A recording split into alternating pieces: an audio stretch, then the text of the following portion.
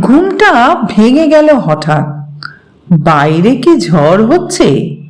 দাপাদাপি করছে জানলার পাল্লা দুটো, মাঝে মাঝে বিজলি ঝলকাচ্ছে।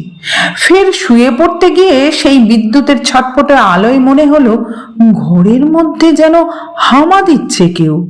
কে কে ওখানে? কে? হামা কোনো শব্দই করে না।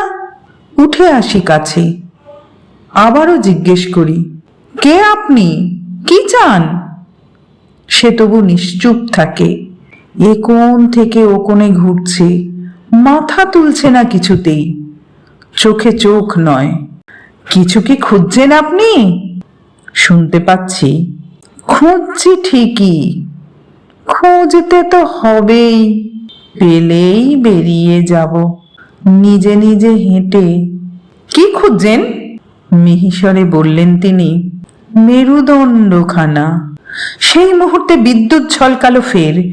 চমকে উঠে দেখি একা নয়, বহু বহুজন একই খোঁজে হামা দিচ্ছে, এ কোণে ও কোণে, ঘর জুড়ে।